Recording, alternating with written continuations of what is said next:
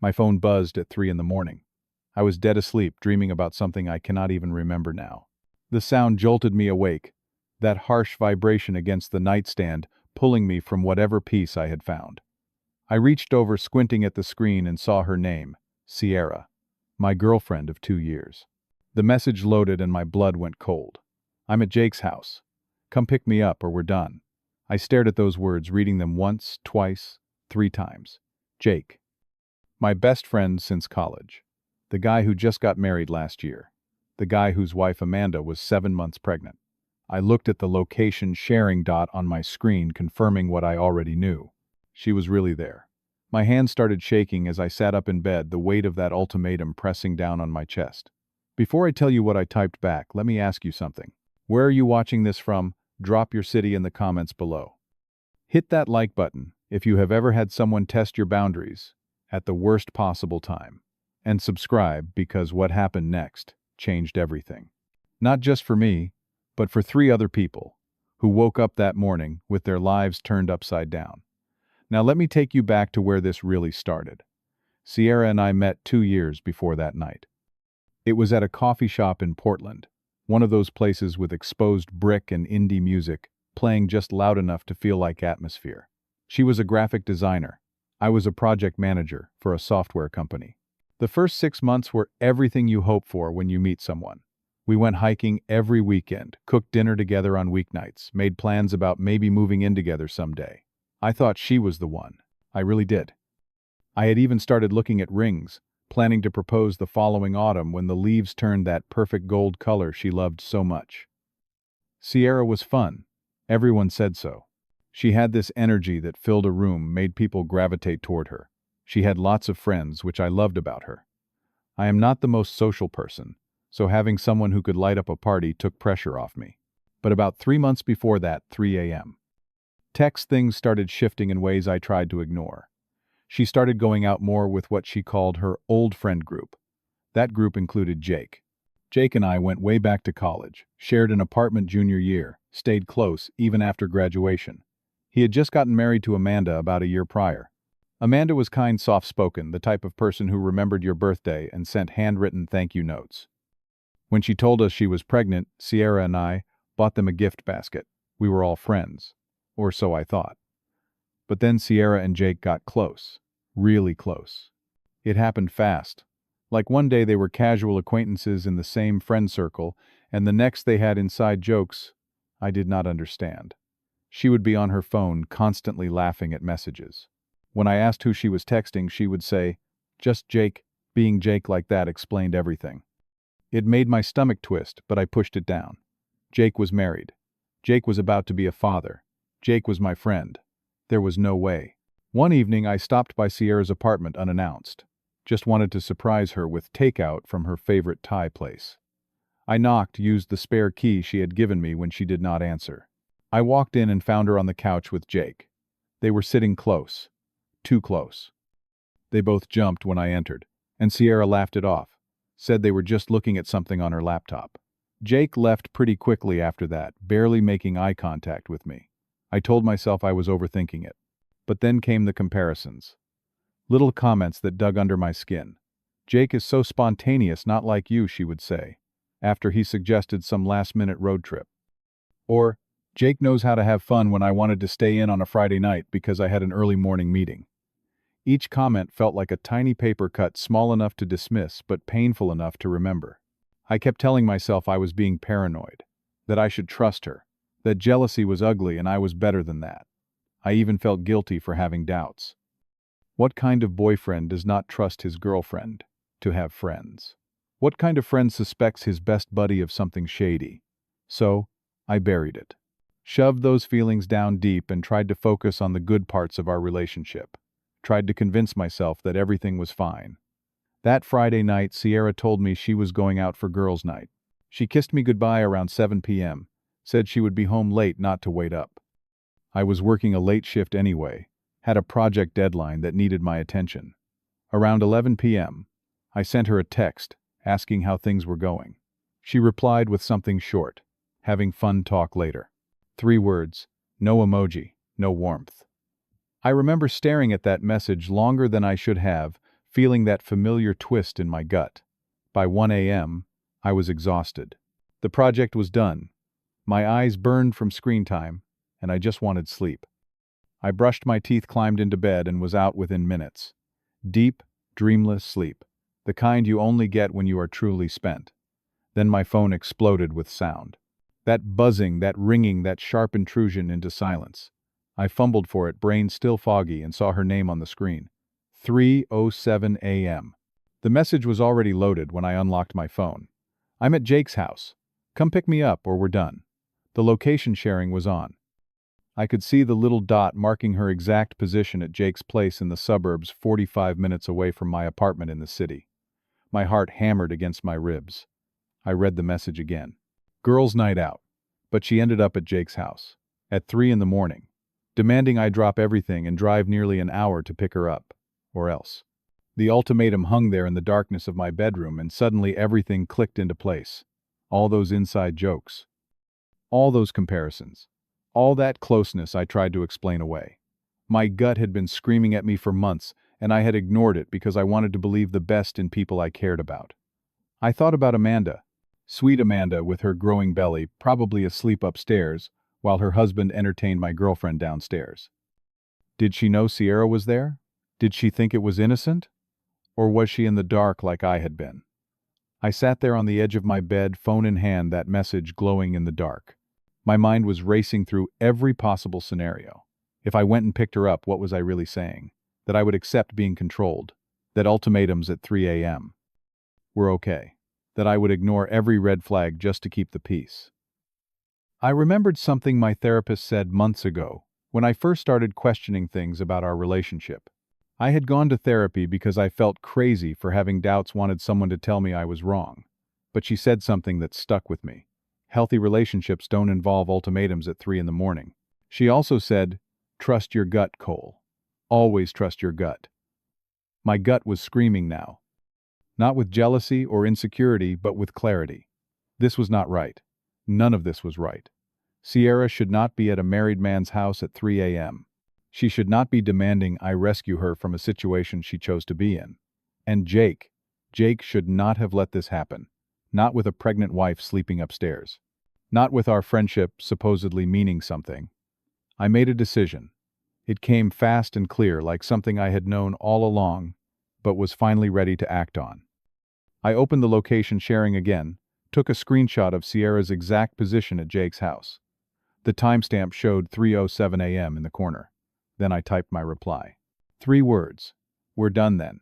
My finger hovered over the send button for maybe 2 seconds before I pressed it. The message showed as delivered, then read almost immediately. But I was not finished. I could not be. Because there was someone else in this situation who deserved to know the truth. Amanda. She was probably asleep, trusting her husband, trusting that her world was secure while she grew their child. She deserved better than being lied to. She deserved the same truth I now had. I found Amanda's contact in my phone. We had exchanged numbers a while back for coordinating group dinners and birthday parties. I had never messaged her directly before. My hands were steadier now as I typed. "Amanda, this is Cole. I'm sorry to message you at this hour. I need to show you something. I'm not doing this to hurt you, but because you deserve to know the truth." Then I attached the screenshot. Sierra's location at their house. 3 a.m. I added one more line. "Sierra just gave me an ultimatum demanding I pick her up from your place. I thought you should know she's there." I pressed send before I could second guess myself. The message went through, delivered. Then read. I watched those indicators change and felt my heart pounding again. What had I just done? I had just blown up multiple lives with 2 text messages. But even as that thought crossed my mind, I knew I had made the right call. Amanda deserved to know. I deserved to respect myself. And both Sierra and Jake needed to face consequences for choices they made. The clock on my phone showed 3:15 a.m. I could not sleep now. My body was wired, adrenaline pumping through every vein. I got up, walked downstairs to my kitchen, poured a glass of water, drank it, poured another. My hands were not shaking anymore. I felt strangely calm, like I had been holding my breath underwater for months, and finally surfaced. 3:47 a.m. My phone buzzed. "Sierra. Cole. What the fuck? Why aren't you answering? I need you. Now. I stared at the message. Did not reply. Silence felt like the only honest response I had left. 4:02 a.m. A phone call from Sierra. I declined it. 4:15 a.m. 3 more missed calls in a row.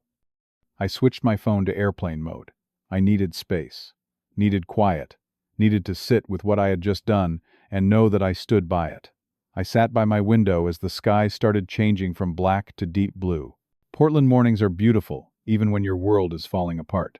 I thought about what was probably happening at Jake's house right now. Amanda waking up to my message. The shock. The confrontation. The pain. I felt terrible for her. Genuinely terrible. But I also felt certain that she was better off knowing now than finding out some other way, or worse, never finding out at all. Jake and Sierra were probably scrambling, trying to explain, trying to minimize. But there was no explaining away that screenshot. No way to make 3 a.m. at a married man's house sound innocent when you couple it with an ultimatum text to your boyfriend. By 6:30 a.m., the sun was starting to rise properly, golden light streaking through gray clouds. I made coffee, sat at my kitchen table, and stared at my phone still in airplane mode. I knew when I turned it back on there would be chaos. Messages, calls, voicemails, anger, desperation. But for now, in this moment, I had peace. The kind of peace that comes from finally doing the hard right thing instead of the easy wrong thing. I thought about my next steps. My life was going to change. The friend group would fracture. Some people would take sides. Some would call me vindictive for sending that screenshot. Others might understand. But none of that mattered as much as the fact that I had stood up for myself. I had drawn a boundary and enforced it. I had refused to be manipulated. And I had done right by Amanda, even though it cost me. The coffee was bitter, but I drank it anyway. Watched the city wake up outside my window. Delivery trucks rumbling by. Early morning joggers hitting the pavement. Life continuing like nothing had happened, even though for 4 people everything had changed. At 7:30 a.m., I took my phone off airplane mode. It took about 3 seconds for the notifications to start flooding in. 37 missed calls. 15 text messages. My voicemail box was full. I scrolled through the texts, first reading them in chronological order like watching a storm build. 3:47 a.m. from Sierra. Cole. What the fuck? Why aren't you answering? I need you now. 4:30 a.m. from Sierra. Fine. I'll figure it out myself. You're being ridiculous. 5:15 a.m. from Sierra. Cole, please.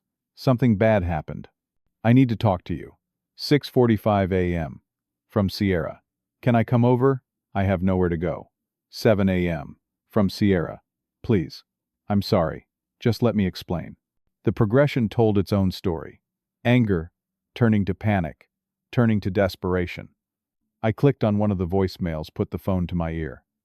Sierra's voice came through thick with crying. Cole. Amanda kicked us both out. She's calling a lawyer. Jake is furious with you. With me. With everyone. His life is ruined and so is mine. I don't have anywhere to stay. Please, can we just talk? I deleted the voicemail. Did not listen to the others. I felt sad. Not triumphant, not vindicated, just deeply sad. Sad for Amanda, who woke up to betrayal. Sad for the baby who would be born into a broken home.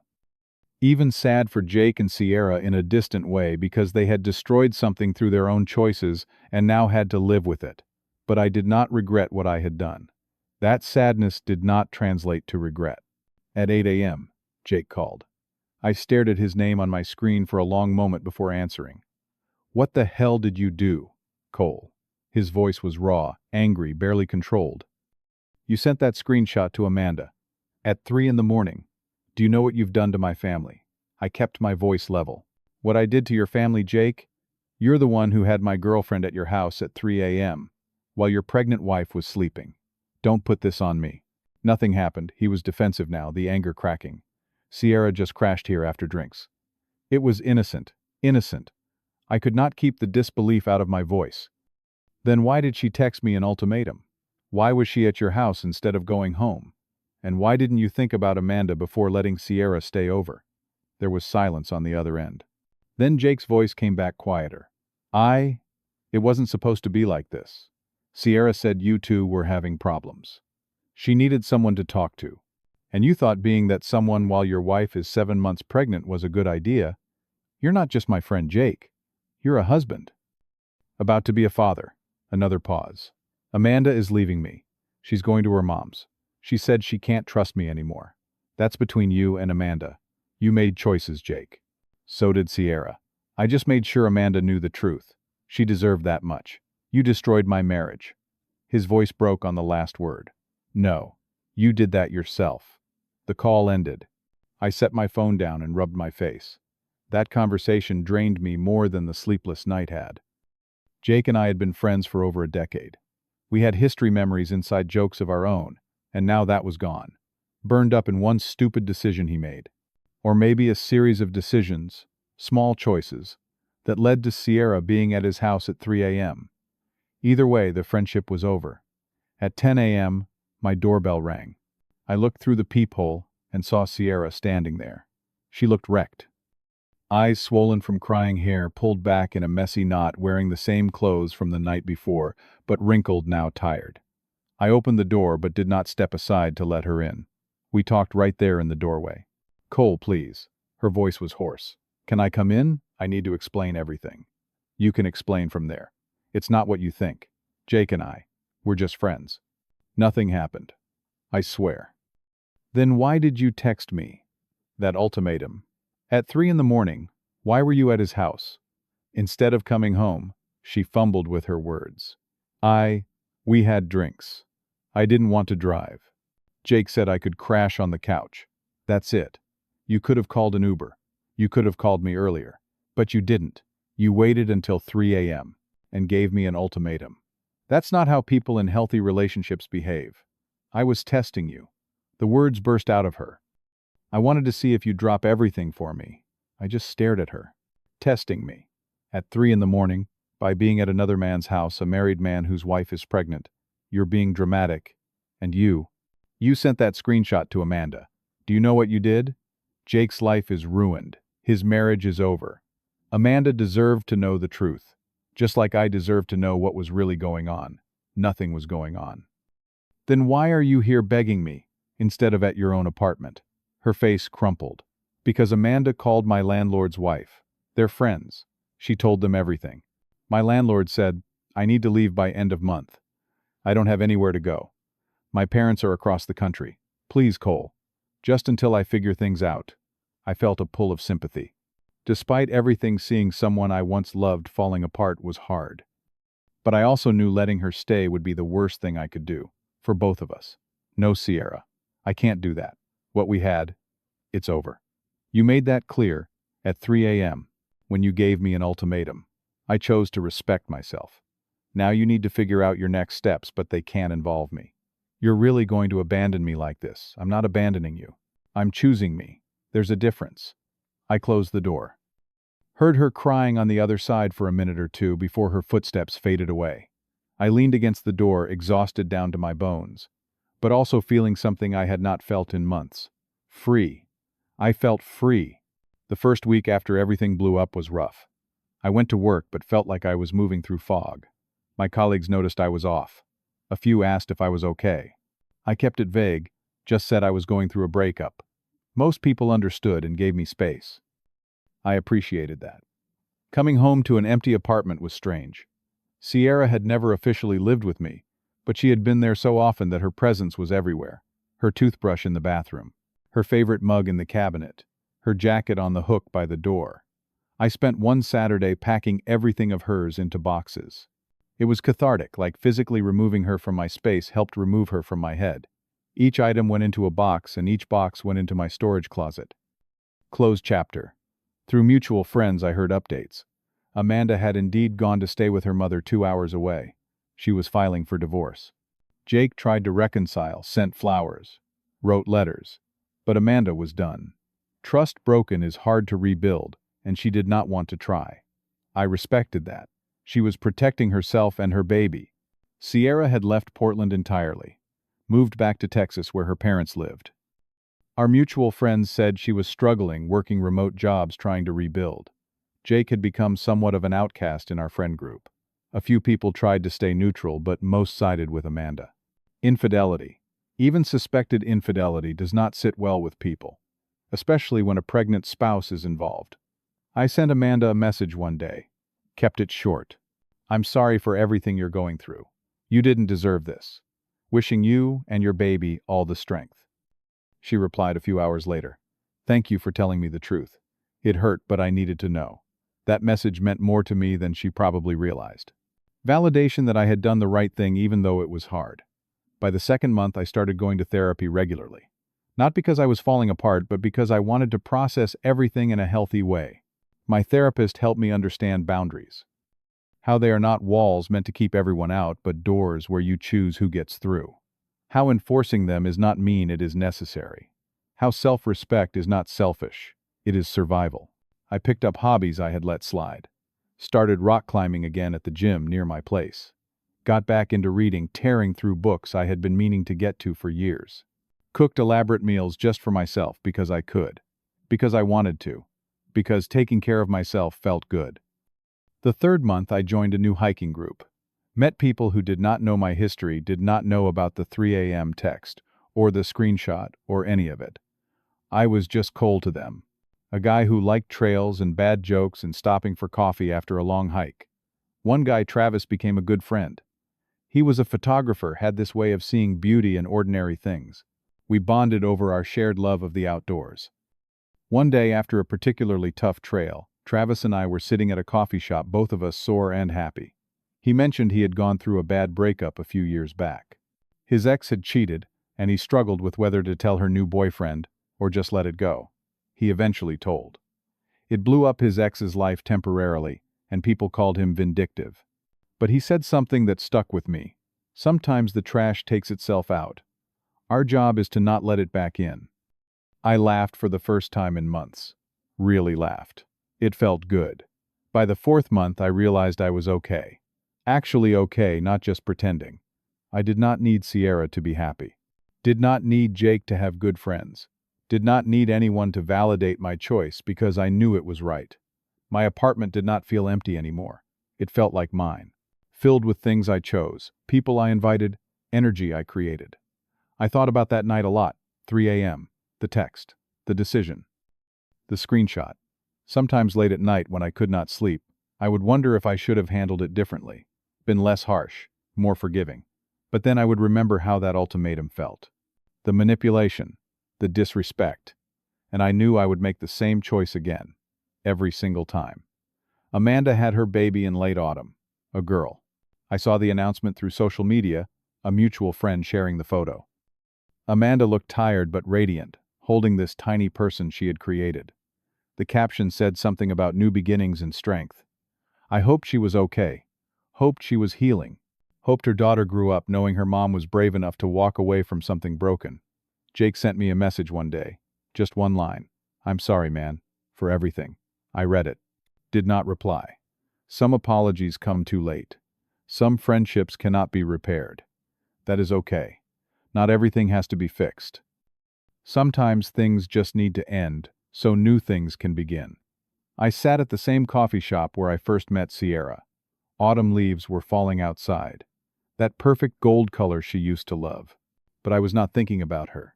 I was thinking about how far I had come, how much I had learned, how I had chosen myself when it mattered most.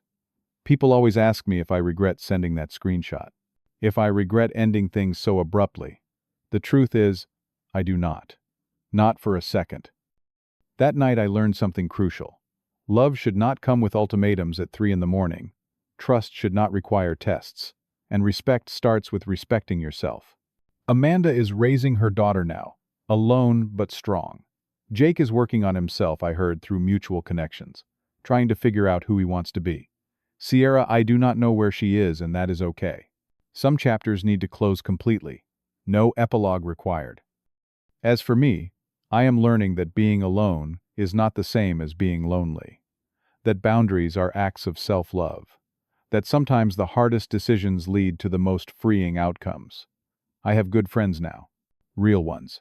People who show up, who respect boundaries, who do not test me at 3 in the morning. I have hobbies that fill my time. Work that challenges me. a life that feels authentically mine. If you ever find yourself staring at a 3 a.m. ultimatum, whether it is from a partner, a friend, or anyone else, remember this: you always have a choice. And choosing yourself is not selfish. It is survival. It is saying that your peace, your respect, your boundaries matter. They matter more than keeping someone else comfortable, more than avoiding conflict, more than preserving something that is already broken. We're done then. Those 3 words changed everything. They ended a relationship fractured, a friendship exposed, a betrayal, and protected someone who deserved protection. They hurt in the moment but freed me in the long run, and I would type them again in a heartbeat. So let me ask you, have you ever had to make a choice like that? A moment where you had to choose between keeping the peace and respecting yourself? Drop your answer in the comments. I would love to hear your stories. And if this story resonated with you, hit that like button. Subscribe to the channel because I share more real stories about real situations and how people navigate them. Share this with someone who might need to hear it. Someone who is standing at their own crossroads, wondering if they should choose themselves. Thank you for listening to my story. I know it was not easy. None of this was easy. But sometimes the hard things are the exact things we need to do. Take care of yourselves out there. Respect your boundaries. Trust your gut. And remember that you deserve relationships that do not require you to prove your worth at 3 in the morning. Until next time.